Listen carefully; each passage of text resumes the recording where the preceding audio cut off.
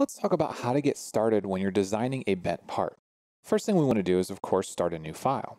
We're going to do a part inch file, and inside here, you'll notice on the tabs that we have a Weldments tab. Well, this might not be displayed by default, so if you right-click, you can have Weldments and Sheetmetal. Now, these are two very different sections, but they can be used together. First, we're going to start talking about sheet metal parts, and there are two main ways that you can start a sheet metal part. You can either create some sort of base. Now, this is going to be the base where you have a flat section and bent parts are going to start to come off of it. Now, in Solidworks, when you're designing your sheet metal parts, you design them as formed or as bent. Then you can flatten them out and make sure that everything works how you expect it, and then you can ultimately end up with a flat pattern that you send off to be water jet or laser cut, stamped, whatever the case is, and that's how you get the end result for your bent part. But there is another method to creating these bent parts. And it's one that's actually really powerful, and I don't think a whole lot of people use. And that's the second option that says convert to sheet metal. Now inside SolidWorks, you have the available option to make a solid body, and you can turn the outside edges of it into a bent sheet metal part. So let's take a look at this quick convert to sheet metal tool before we actually get into creating our own bent parts.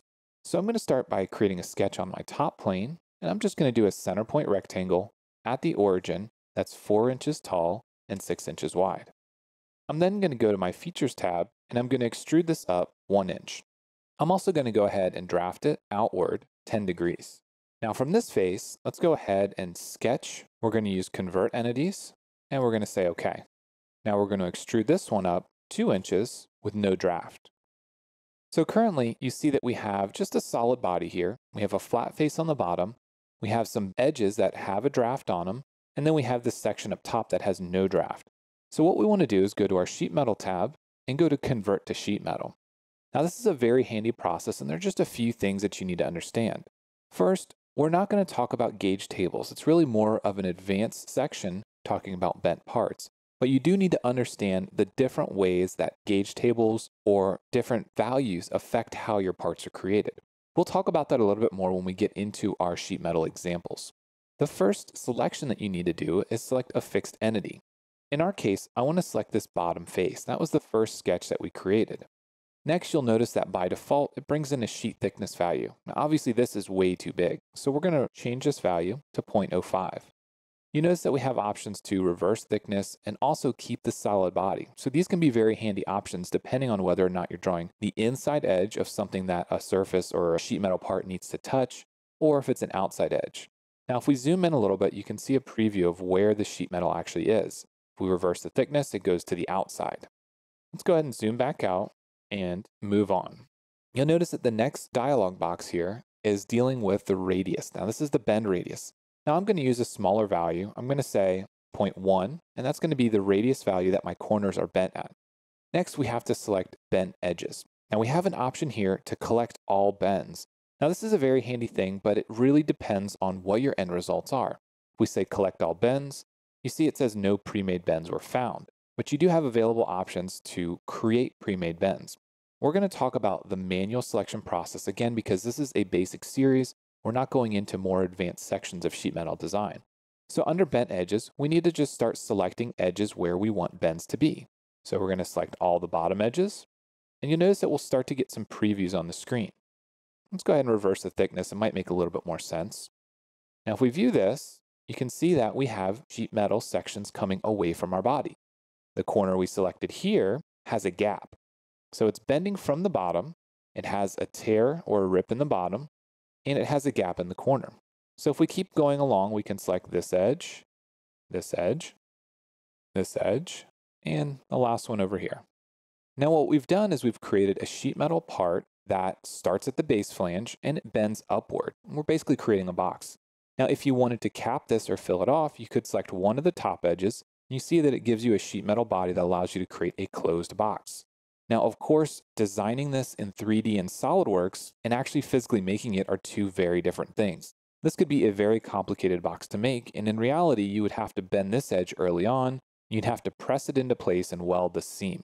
That's okay because we're not physically making this box. I just want to show you the process of converting it to sheet metal. There are some other options as we go down. We have corner defaults. You can change the way that corners are created.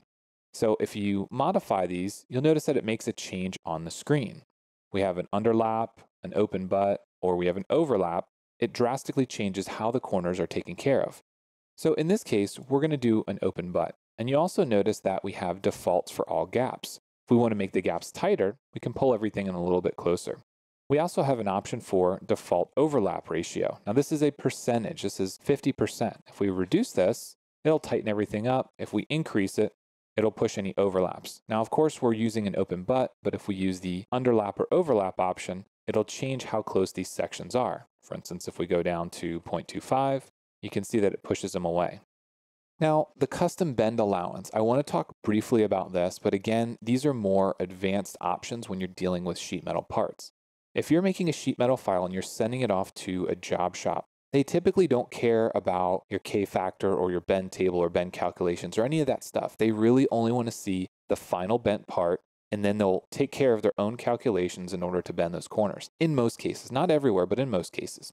Now, when you're talking about these factors, K factor, bend table, bend deduction, these all determine where the bend is in relation to the center line of the material. If you are bending things on your own, if you have your own brake, if you have your own tools in your shop to make these things, you're going to have to do some bends and play around with how far past 90 degrees, for instance, you need to make a bend that actually creates a 90-degree bend. And then you need to work with creating your own bend table. That'll allow you the information to create a more accurate finished sheet metal part. But again, this is really more of an advanced topic and we're not going to cover it here. The last section is auto relief. Now these relief types deal with the corners. So you'll notice in the bottom, we have a relief here to allow us to physically bend these up. If we had a sharp corner here, we would actually get a deformation of the material. We'd potentially get a rip or a tear that happens when you try to bend these. So you do have a couple different types of auto relief: tear, oblong, and rectangular.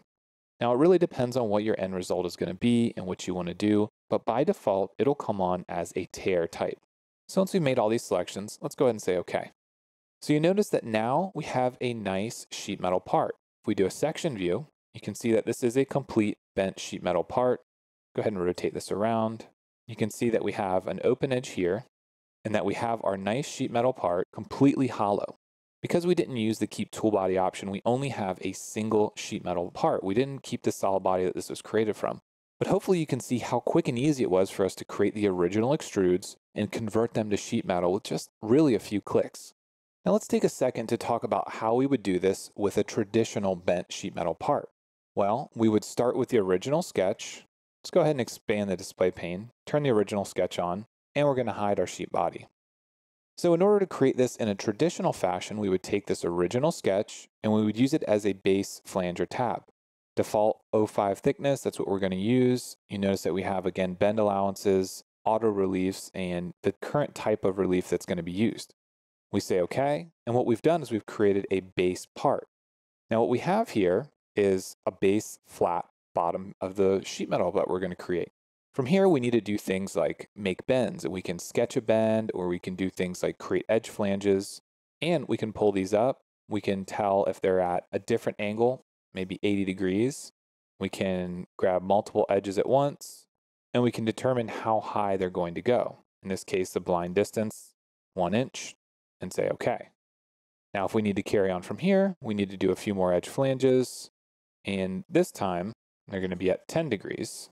And we can reverse the direction if we need to. And then again, collect the rest of our bends. So grabbing these inside edges, we can create all 4 vertical bends.